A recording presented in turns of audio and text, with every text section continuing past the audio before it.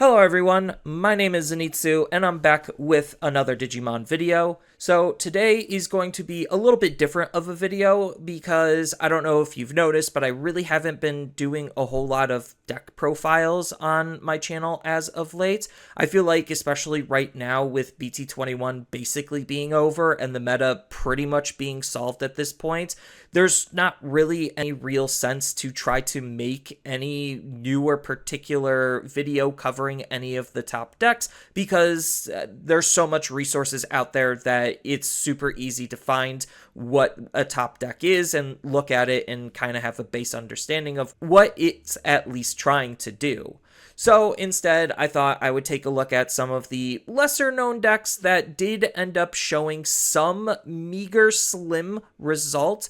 of having some competitive success. Most of these probably were just success stories from locals, so I wouldn't put a whole lot of stock into these decks actually being highly meta competitive for the current environment, so take that with a grain of salt. I also just want to state that I did not build or test any of these decks. They're just something that I found while perusing the deck databases that I generally frequent, and I thought they were interesting enough to actually want to talk about and highlight. So with all of that out of the way, let's just dive right into some of the decks and see what actually was kind of interesting and discuss them a little bit. So the first deck that I wanted to highlight is going to be a really interesting one because we haven't seen it do a whole lot in a while, and that's going to be the Omnimon Ace DNA deck. So for the most part, this deck really hasn't changed a whole lot. The core is still going to be the exact same as what we have been running for a while.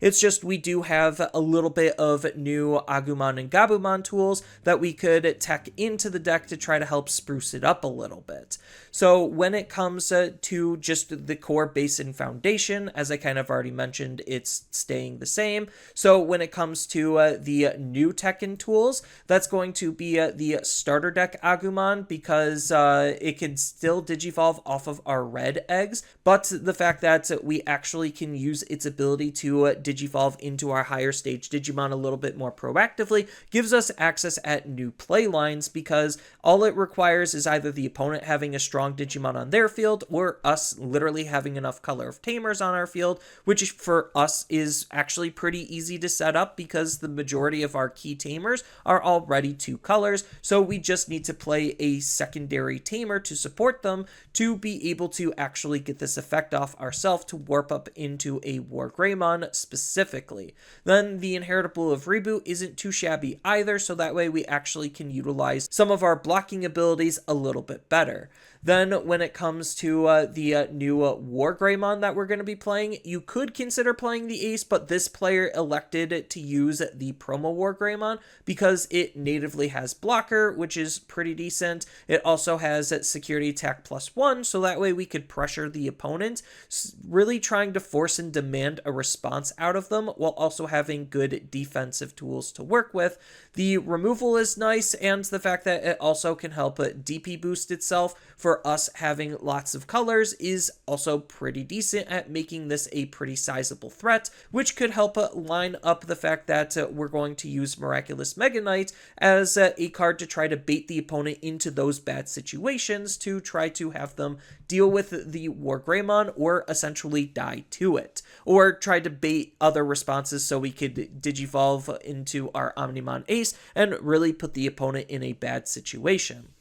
Then the last big new card that we could leverage in this deck is going to be the BT21 Taikamiya, because this is a memory setting tamer. The other two tamers don't memory set, so that already is pretty decent, on top of the fact that it helps us draw cards, so that's already good because one of the big things that this deck was sorely lacking was consistency, so any additional area we could leverage to add that is always going to be for our benefits, on top of the fact that it does have some cute plays with adventure and hero traded cards, so that way we could leverage some of those to make some cute and cheeky plays, like the idea of using him to be able to play out an Agumon, and then have the Agumon be able to warp into a War Greymon. Even though we just played the Agumon by an effect, we could then hard play, let's just say, Metal Garurumon, and to be able to potentially DNA, depending on how much memory we actually have to work with that turn. So it just opens up new play lines for us to try to leverage to get up into our higher stages to make our cards as effective as possible. So I think that's pretty spicy, and obviously this player did well to win either their store locals or their regional or whatever they were participating in. Considering this was from the Asia region, I'm pretty sure it was just the store locals. Most of these are going to be from the Asia region, spoiler alert. And it's not like this shell is completely useless either. We could take a lot of these ideas and expand upon it for what we know is going to be coming in the future, which is more Omnimon support in EX9. So in EX9, the big card we could think about leveraging is including Omnimon Alter S into this build, because it DNAs with everything we're already going to be playing with, and his end of attack ability can still spit out a Greymon or a Garurumon card if we're not running the version 1 or version 2 cards. So it's still just a fantastic card to try to combo off with. I do think like Omnimon Alter S really does demand at the very least the Crest Garurumon, so that way its attack can go unimpeded, because currently we don't really have that ability. The security attack +1 is kind of negligible when we have the ability to just remove the top card of their security stack, so it is just kind of whatever, but the on play of this card is pretty decent, and it is a lower play cost, so it can still synergize with the deck. So we have those two new mega level Digimon to play around with, and you can even try splashing in a tiny bit more of the adventure package to try to make Wergurumon Sagittarius mode or the Metal Greymon Alteris mode work for the deck's overall favor, but I don't necessarily think this style of build in particular really needs or wants those cards, but we do get a new supporting Mat and Tai Tamer that is probably going to be something you're going to want to think about. So it's not like this deck is a deck that's dead in the water, and we could actually use this as a good base and foundation to be able to start playing with the brand new Omnimon Alter S with. And I think that's like the big value on me wanting to highlight this, is just looking at what the current iteration of this deck is doing and looking at the new tools on how we could leverage those new tools with this style of deck. Alright, so this next deck is for, I guess, the more devious, if you want a really solid control or defensive orientated deck. Again, it does have its flaws and weaknesses, but I think what this deck is doing is actually pretty interesting in terms of leveraging the ability to make Mother D Reaper into a blocker and have good defensive lines of play. So what this player probably started off with was that core idea on using the tried and true Mercurymon to make Mother a blocker, and then they probably asked themselves the question of how else can I make Mother a blocker, and Rook Device is definitely an answer to that, because it makes it a Digimon that has blocker, reboot, and plus 2000 DP, so you could potentially use her for Alliance, and then reboot will be able to stand it up, and you have an additional blocker, on top of the fact that it also can use that ability again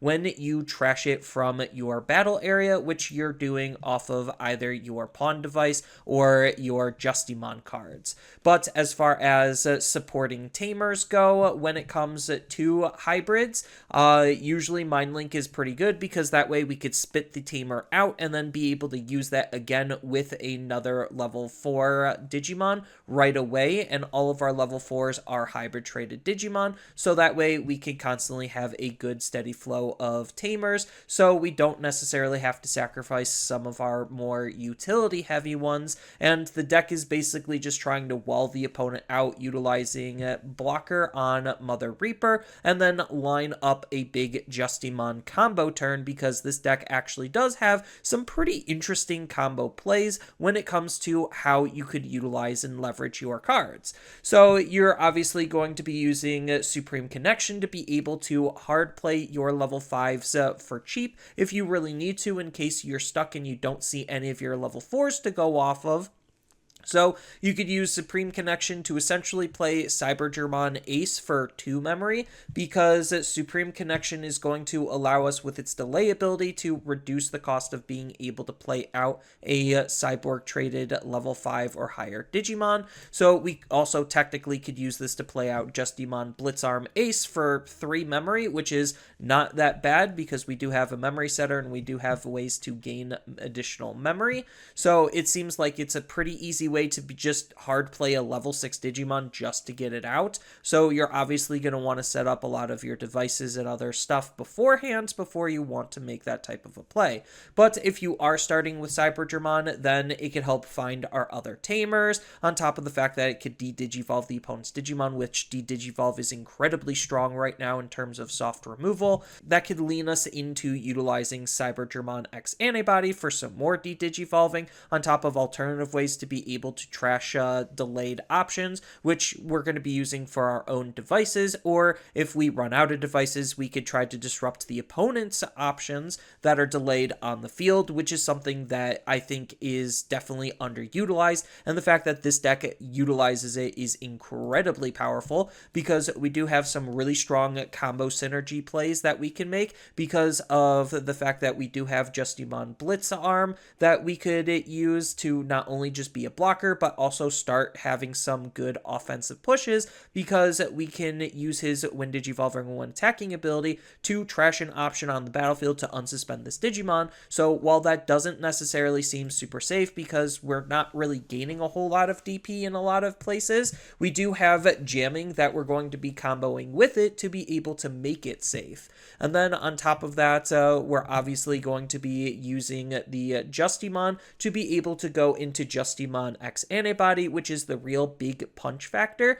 So we could do like a single check with Justimon Blitzarm Ace, and then Digivolve into Justimon X Antibody, and then get some additional swings with Justimon X Antibody, because even if we pass the turnover, he essentially has the ability to make an attack at the end of the turn. It just requires the opponent to have an unsuspended Digimon, which ideally they should have, because we're going to be blocking them out of wanting to swing because of Mother D-Reaper being a blocker. But the fact that it has Rush is really valuable, so that way we actually aren't afraid to hard play level 5s or 6s, because we know going up into Justimon X Antibody will give us the Rush ability to make that attack anyway. So it leverages the fact that we don't really need to Digivolve that much, but because we don't necessarily Digivolve that much, we're not going to be drawing a whole lot, so we need some alternative ways to be able to draw cards and find all of our parts and pieces. Thankfully, some of the options do have built-in consistency tools, and our devices do give us some additional value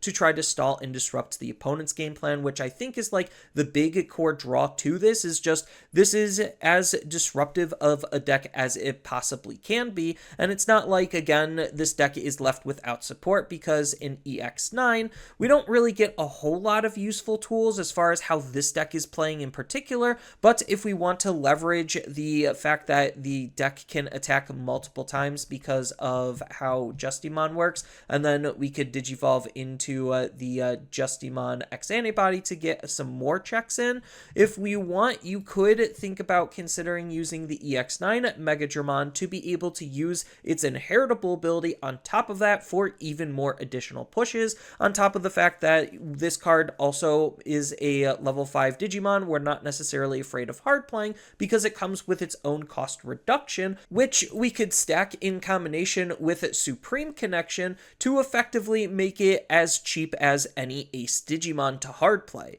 which is incredibly strong and hyper efficient. So I think if you're looking for a really fun and interesting control style deck that you want to play and explore, this is probably one of the most interesting ones that I've seen in a while, even though it is trying to be kind of toxic by setting up Mother D-Reaper and making her a blocker a whole bunch of times to be able to try to lock the opponent out of wanting to aggress. But the fact that it actually does have ways that it wants to try to finish the opponent off, whether that's actually chipping with hybrids or just lining up a big combo play with Justimon and Justimon X Antibody, I think is a really fun prospect that isn't necessarily explored a whole lot, and this is one of the better interpretations of how to actually utilize the Justimon package, in my opinion. And this little engine or package that has been developed is not necessarily exclusive to Justimon, and you also have other cards that you could run to support Justimon. So if you wanted to like take out a couple of options to squeeze in some extra aces, we do have some really good aces that we could leverage, like the Metal Seedramon ace on top of Darkdramon ace, for both being cheap cyborgs that we could just hard play or just use as aces to get a lot of value and disruption on. And then on top of that, we also could think about using something like Mega Gargamon Ace if we really felt like it. And the interesting thing is, even if we look at some of the other EX9 cards, if we want to take it into a more ace heavy direction, then we also have Blitz Greymon Ace and Hyandramon Ace we could think about. And again, you could even shift this to be a level 7 deck if you wanted to just completely remove the Justimon package as a whole, because now we have a whole bunch of cheap aces that we could hard play to line up easy DNAs. So there's a lot of possibilities with this deck, which is partially one of the other reasons why I wanted to highlight it, past it just being a Justimon deck that actually is able to do well. And then the last deck that I'm going to be talking about in this video is going to be one that I have a personal soft spot for, and that's going to be Crossarts. So Crossarts did get some support in BT21, and unfortunately that's where the support is most likely to stop. But regardless, we do have a little bit more tools in its toolbox to be able to further customize it, to still kind of figure out what is the most optimal playlines and cards that we could be using. So when it comes to the deck, this player elected to just try to focus and hone in on the Shoutmon EX6 variant and utilizing a lot of the BT19 tools to play with that card. So as far as some of the new support, that's going to be in the Shoutmon from BT21, where this card's a pretty decent card because it has the Inheritable of Rush, which allows the deck to be a little bit more aggressive and for us to customize our level 3s a little bit more now that we have other Shoutmons on other levels to be able to give Rush to. The on delete is basically that super save that we've had for a while now, and then the end of attack is what's the most appealing part of this card because of the combo plays that it could enable, where it just is essentially going to allow us to reduce the play cost of playing our next Crossheart traded card by 5. So that way we could use this to try to set up other Digicrosses, reduce the cost of those Digicrosses to make our cards that much more efficient, which, if anything, at this point, efficiency is one of the most important and valuable aspects, which this card is helping with. But as far as